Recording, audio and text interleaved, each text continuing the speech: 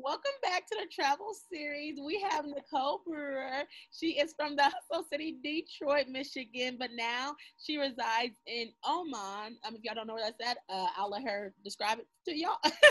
But she teaches there, and she's a global trotter, and she has over 10K people in her Globe Trotter group on Facebook, and I'm a part of it as well. And y'all, she is in magazines and everything, so y'all need to go check her out. But thank you for being a part of the Passion to Paycheck travel series on YouTube. Thank you for having me. I'm excited to be here, chatting with my fellow Globetrotter over here. I love it. Yes, you're welcome. So first I want to ask just a little bit about you, just like maybe your backstory, how you got started traveling, and how you got to Oman. Oman. I'm gonna start saying it right. Yeah, I've been here. It's funny. Like I've actually, been living abroad. I've been an expat for 10 years. That's crazy when I think about it. How long I've been gone, but it's been a while. I've been gone for a while. And like you said, I'm from Detroit, Michigan. I went to the University of Michigan, go blue, and I studied communications. And so, like after I graduated from college, I moved to Chicago, and I was in Chicago for a few years. I used to work in market research. And so, like it's crazy because now we're in a new recession, and like when I moved abroad, it was in 2009. Like literally, it was after the first recession that we had a decade. I was about to So like, yeah, I was laid off. I was working in market research. I was laid off from my job, and I got a little frustrated with the job market. The economy was crap, and like I had never been, on unemployment, and I was struggling, to try to find a job. And so I saw an ad live for like teaching English abroad, and me being the adventurous, person that I am, I was like, oh, why not? Just go for a year. Wait till the economy get back better. I used to live in Chicago. I had a condo, everything. Like my life was good, before I came abroad. But I was interested in the idea of living abroad because a few of my girlfriends had taught English in Japan, and I went to visit them a year, maybe 2 years prior to me going abroad. So like in the back of my mind, I was like, you can do this. So that'd be a cool little experience to have. You love to travel. And I initially moved to South Korea. I was there for 3 years. Now, mind you, I said I would only go for a year, and then 1 year turned into two, then 2 years turned into three, and I just loved it. I've been to South Korea before, like Daegu area. Yeah, my dad was in the military. So yeah, like South Korea, like it was like almost like extended college. Like we were having fun, going out, partying. I was a teacher, but life was good in Korea. But I wanted a different, like I kind of get after 3 years, I was just ready for a change of pace, something different. So I ended up looking for jobs in the Middle East because I was like, oh, I heard the money was good there. Right. And I didn't know where Oman was prior to looking it up on the map myself, because initially I was looking at like Dubai, UAE. And then I saw an ad for a college in Oman, which is like only a 4 to 5 hour drive from Dubai. So like I'm next to, like we're the little brother of UAE, the Emirates, right, the UAE. So, looked it up on the map. I was like, oh, it's still the Middle East. It's a cool little country. And here I am 7 years later. It's still, and I'm like, was not expecting. That kind of a year, have you? Yes, I was not expecting to love it the way that I was in Oman for a year.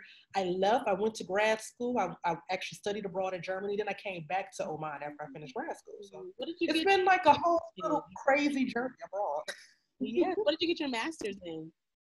My master's is in international like humanitarian aid, because at one point I said I wanted to get into nonprofit work. Like that's still a dream of mine down the line, maybe open up a nonprofit.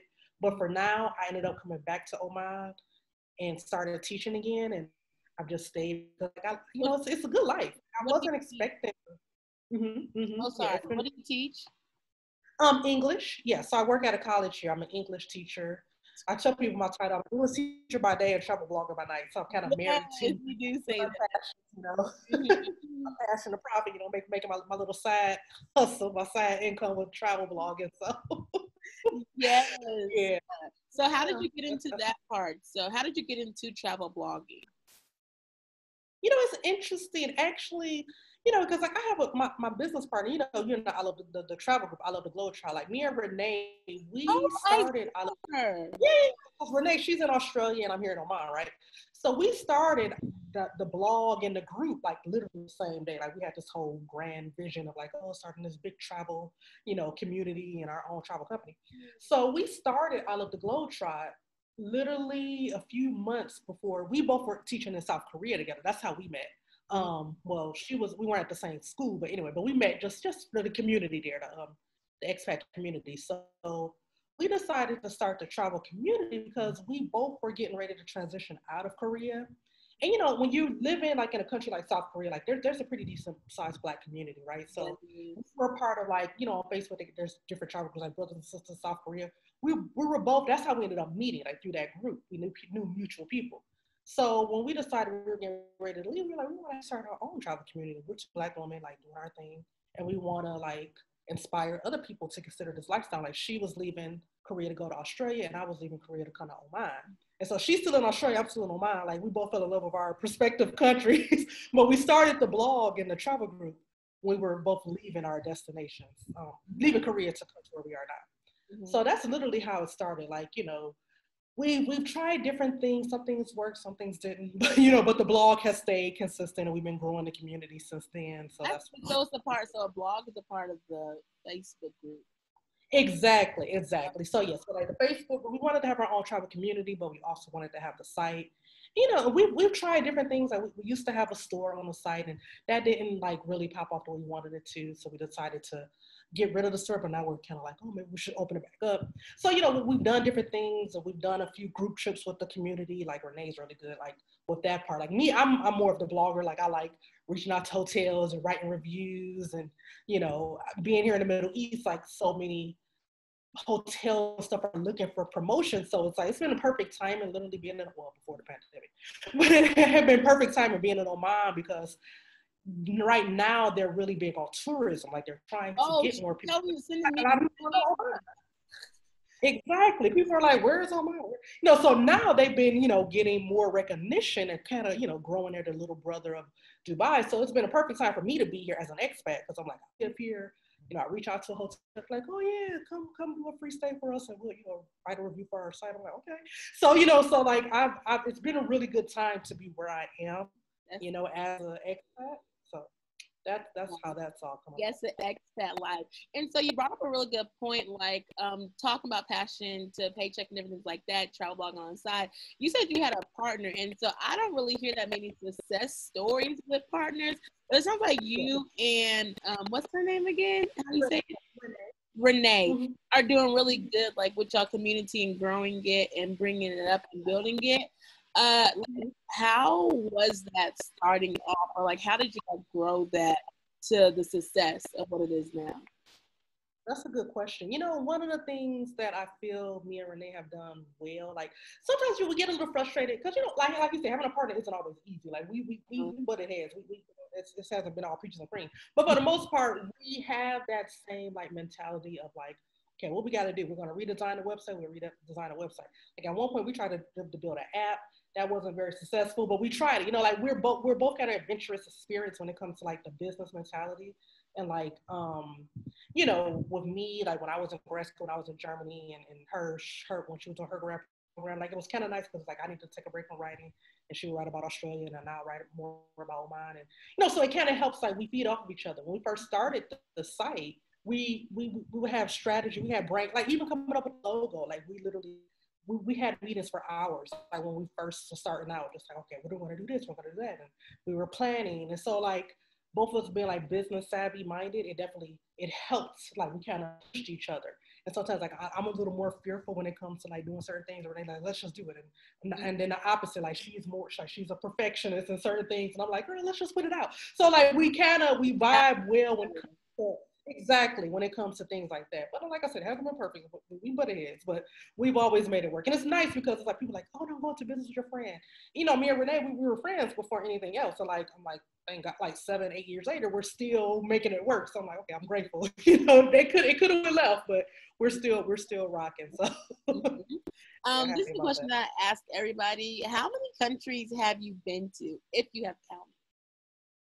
Ooh, I know I'm like super close to 50. I feel like I've been hanging on 50 for so long. If it weren't for the pandemic, I would have went over 50 already. I think I'm like at 48, 49. Like I'm almost at 50. I can't remember the if I put it. I have an app. Like I think Yeah. can't think of the name right now, but I have an app that's on my phone, and so I know like it's like close to 50, 48. So 40. Okay, so maybe like top 5. What's your top 5 countries? Oh, I get this question a lot, and I always struggle with it because it changes sometimes. Like Australia. It's funny because Renee lives in Australia. I'm like, I got to get back there. I've only been once, but I felt like that was one of the first countries I really fell in love with. Like it was the kangaroos and like I love Australia. You know, it's super expensive. I do love Australia. That's still in my top 5. Australia, South Africa is one of my faves. I've been to South Africa 3 times, and I'm not usually a repeat country. Like I'm trying to build up my countries, right? Repeating them too much. Africa, I can keep going back. I lived in South Africa for 3 months. That's a whole other story. But I was in Cape Town for 3 months when I was on my grad program. So, South Africa, I love it. Yeah. I was in Germany for 10 months and then 9 months and then I did 3 months in Cape Town. It was like a dual like the program. The university in Cape Town was a sister university of the school in Germany. So that's a whole nother conversation. Exactly. So I did an internship in South Africa as I was writing my thesis. And I got a scholarship to go to, so it was amazing. Like, it was such an awesome opportunity. Like 3 months I spent in Cape Town, my accommodation was paid for, my books was paid for. And so that's a place I can go back to. I love it. South Africa, Australia, where else? I've really been on a mission to see more African countries. Seychelles, I like the beaches.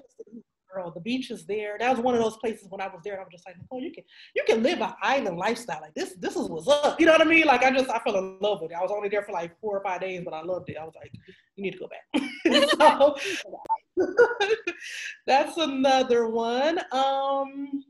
Where else? Oh, Oman, actually, where I currently live. I love it. Like it's in my tops because I've stayed as long as I wasn't expecting to stay 7 years. So it would have to be in my top 5. And then one, I don't know. With my last one, where else would I say? That's a good question. I love Tanzania too. Zanzibar. I've been to Zanzibar a couple times. And it's funny because Zanzibar and Oman, they have a very interesting relationship history-wise. So it was kind of cool, like to travel to Zanzibar and then see like the Africans wearing like the Omani kumas and like they're very similar in a certain aspect. So yeah, I really like Tanzania too. Zanzibar. I fell in love with. I guess I'm an island. I heard about it. I was supposed to go to Tanzania, but I didn't end up going because it was like too much. Or whatever. I was supposed to do like take some students over there or whatever, but I ended up going to another country. So. Yes, that's cool. I'm trying to get like you though. I really, really, really want to go to South Africa. I don't know about Antarctica, but I do want to go to South Africa. And so I wanted to know, like, when did you have, I guess, the realization or like knowing like, oh, I could get paid to travel? That's a good question. For me, it really like starting. I really wasn't like thinking I'm going to make a ton of money traveling and seeing the world when I first, started I Luv the Globe Trot. But as more opportunities, I think for me, like the writing aspect of it is what attracted me to blogging. And it was just like, oh, I can write for a newspaper or a magazine or different publications and make money. But now, like, I feel like so many years later, I'm looking at these young folks coming out here and just like blowing up and making 6 figures. I'm just like, oh, girl, you had no idea. Like, it's serious. You know what I mean? Like, I'm not on that level. You know what I mean? I'm just I'm always excited just to like get a free hotel stay and make a little change writing an article or, doing a public speaking opportunity. There's so many different avenues to it, and my thing is, I'm getting older. I'm not as young as I was when I first started. And I'm looking like my vision board is here, looking at all the different things on my vision board when I look straight in. But thinking about like long term, I'm like, I want to be able to live comfortably, not just live from paycheck. So it's having multiple streams of income. And I do feel like as a travel blogger, there's so many opportunities to make, several streams of income. So that's really been my goal right now, just trying to grow it. Like I got the travel writing on the side. I just landed a contract where I'm going to be writing about Oman for Trip Savvy. So I'm super excited to have that. So I'm super excited, being an expat, like I've become like a location expert. So like I've been really pitching publications about trying to write about Oman because like I said, it's up and coming. me, people are curious about here. I'm just living in the Middle East. I'm writing, articles about Dubai, the places I've traveled to in the region. So, Trip Savvy is a I'm sorry. Trip Savvy. It's a website. Yeah. What? Yeah. Trip Savvy. Yeah, Trip Savvy. So people go on there, kind of, like we have TripAdvisor, Trip Savvy. People go on there for advice, like a Lonely Planet. They don't have the books. Mm-hmm. Mm-hmm. Yeah, but giving people advice about different countries. So Trip Savvy, I didn't know so it's like a worldwide thing, but you're specifically Oman.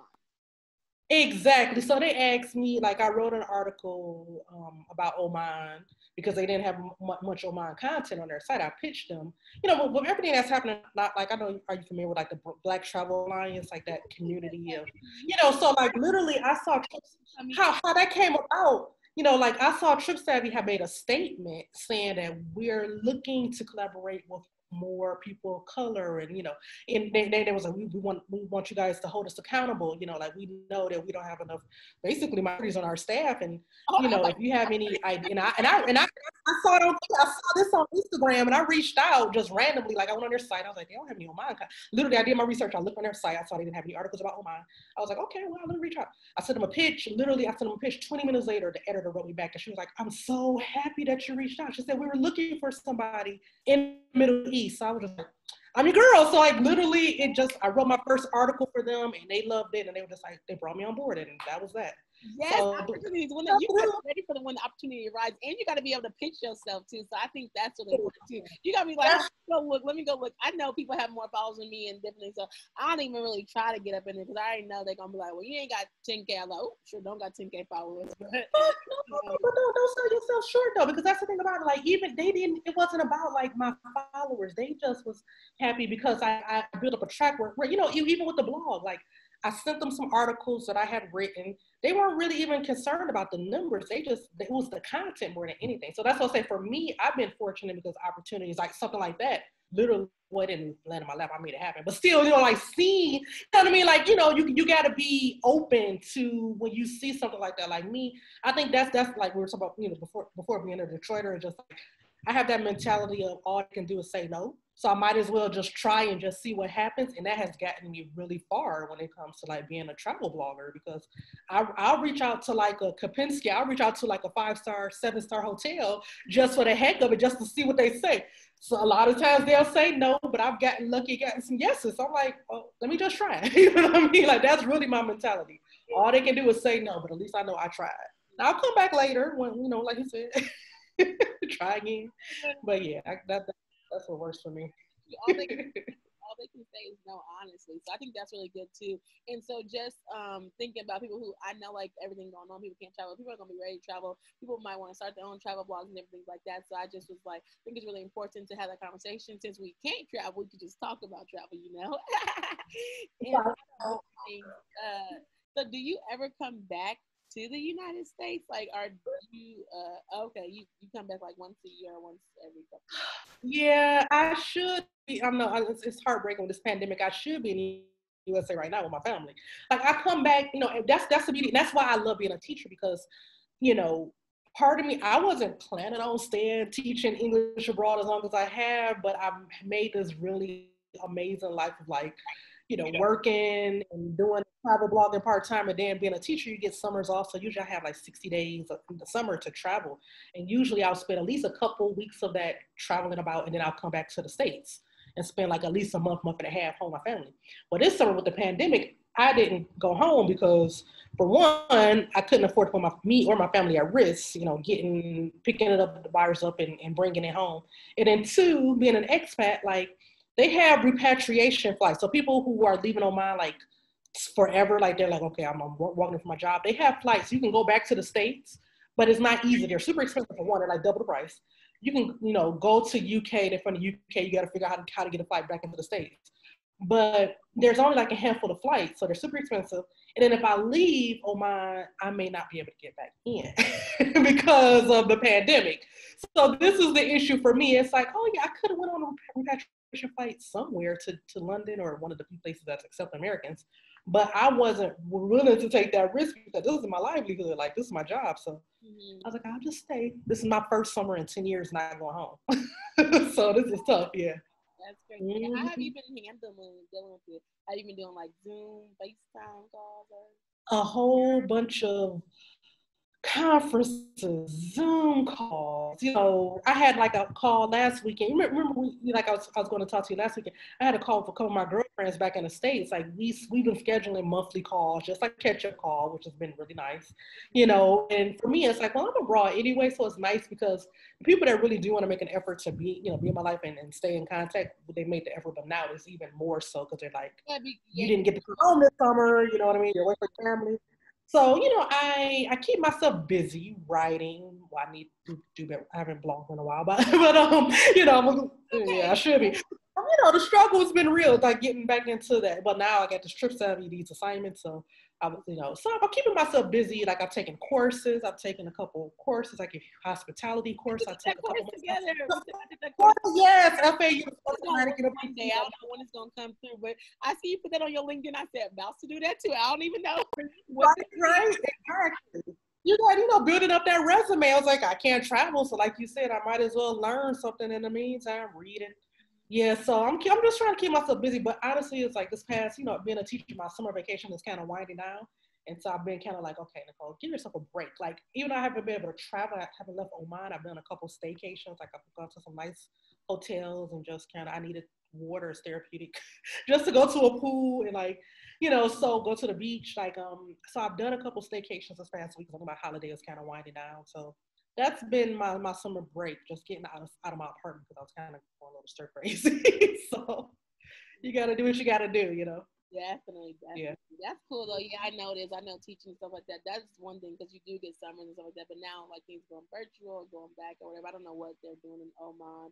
What is Yeah. the ethnicity of Oman? If that makes any sense.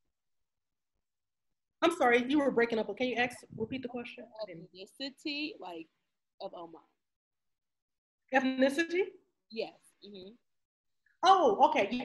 Well, it's funny you say X because, like, Oman, like, we're from the U.S., we're Americans, like, in the Emirates, they're Emiratis. Oman, we call them Omanis, right? So, they're Middle Eastern background. But it's so, like, I was talking about that relationship with Oman. There's a lot of Omanis around darker than me, girl. Like, there's some African Omanis walking around, you know what I mean? Chocolate looking like you and me, you know what I mean? So, it's like, there are African Omanis, but they're just, oh, I'm Omani. And it's like, yep.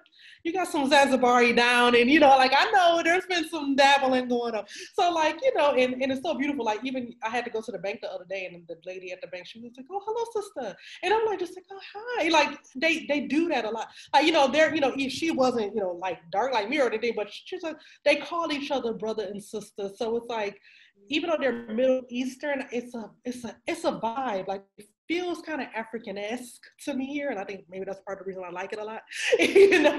Muslim country. Are they? Is it like close, like location wise? Um, Zanzibar isn't far away. When I flew, like I said, I've been to Zanzibar twice. I flew there. It was about a 5-hour flight. Okay. So yeah, they're not super close, but I can't really explain like the history, but I know that Zanzibar and Oman, they have a very like married culture, like history. So, there are a lot of like Zanzibari Omanis, floating around, so it's quite interesting. The language I'm sorry. is it language? Arabic. Yeah. So yeah. So here, yeah. So similar to like Dubai, the Emiratis, they're Middle Eastern and they speak Arabic. I don't speak Arabic. I know a few words in Arabic. I should study it, but oh, child, that's a whole nother. Yeah. I don't speak Arabic. I should. Considering how long I've been here, I should have taken a class by now. I attempted to take a class once and it didn't go well. And I been being so busy with all my other little side projects, like learning the language hasn't been like a priority to me because everybody speaks some form of English. Like that's why we're here. they've been studying English since they were small. Like same thing in South Korea. Living in Korea, I didn't need. I studied Korean. I actually did pick up a little Korean, more Korean than I have Arabic. But yeah, but you can literally get around. That's the beauty of like being English, a native speaker. Like everybody learns English in school, at least So there's a lot of like English teaching jobs available, say in China. Well, I'm not trying to go to China now, but different places. So yeah, a lot of opportunity. But yeah, well, I wanted to say thank you so much for joining the travel series. Mm-hmm. Paycheck. I want you to, if you have any advice for future travelers, to tell them, I want you to give them your information, like where they can follow you at, catch you at. So they can follow your journey in Oman and see your blog posts and your articles. Oh, great. Thank you. Yeah. Well, like my advice, I think I've really become just really fearless in like jumping on opportunities when they present themselves. Like I was saying before, all they can do is say no when it comes to like being a travel writer or just looking at different opportunities. Like right now, we have all of this downtime with the pandemic, and I'm seeing so many people studying and doing different things. It's like really just hone into your passion, what literally makes you tick. So that's really my advice for people, just to kind of go for it. Depending on if you want to be a travel blogger, writer, whatever your passion is, just try to develop your skills and keep trying for opportunities. Do your research. Join travel communities like you were saying. My group, I Love the Globe Trot. Just for people to know, like the spelling is kind of unique. Is ILUV, the number 2, and then Globe Trot. And we have the travel group by that name, Instagram, Facebook, Twitter, everything you can find. I Love the Globe Trot on all of the social channels.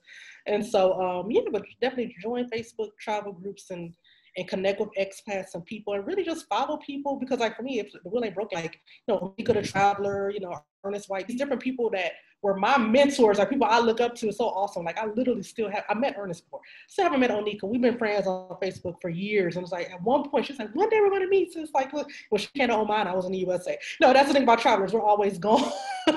So it's like, look up, people that you look up to, just watch what they're doing. Definitely don't, have your own voice, but be inspired by people that's doing what you're doing. Like literally, that's my advice to, people like you and me. So trying to grow. Yes. Do you have a personal, you said Instagram, do you have a personal Instagram, or do you just have a, I love to globe? I just use I Love the Globe Trot. Like literally, I mean, it's for the travel. Like I really wasn't big on Instagram. I'm trying to post more now because of being a blogger. But yeah, I just use it. I Love the Globe Trot. I don't have a personal. Yes, I know. I know. Sometimes like it's really hard as a content creator and stuff like that to be trying to do more than one and stuff like that. So that's why I was really wanting, like trying to do more one this and that. Like that's a lot of work out here. Yeah, that's the thing. It's so many different. It's difficult to keep up. Like Facebook is my main platform because that's where But yeah, like Instagram, I try to keep up with Twitter. I got TikTok. I was like, I can't keep up with all this. These young folks. TikTok to watch and do, but yeah, not really. Twitter is really hard for me, but I'm trying to get on Instagram. But I'm like, yeah, like Facebook. Okay, I'm gonna use Facebook. I'm gonna use it. And I do YouTube, so I'm like, I'm only gonna do a couple of them. I can't be doing all that. Then they try to get you on pictures and they try to do that. Yeah. It's really so much as a person, as a country, and that's why I feel like people should really get paid for it, because it's so much that you have to do.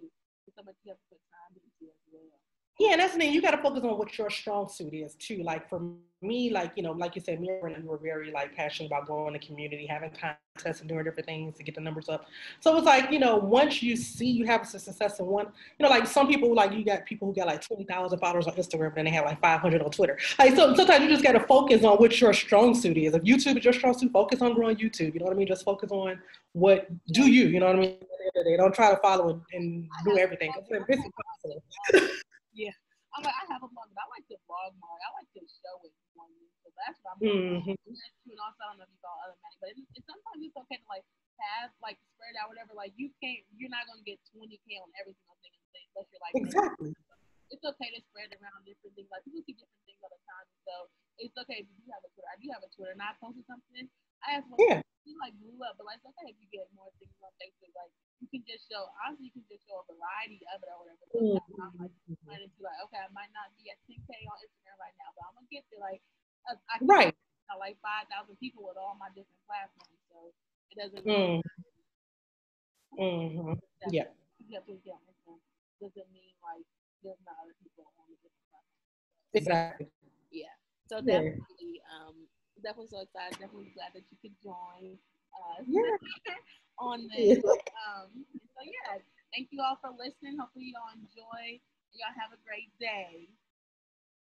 Okay. Hold on. Okay,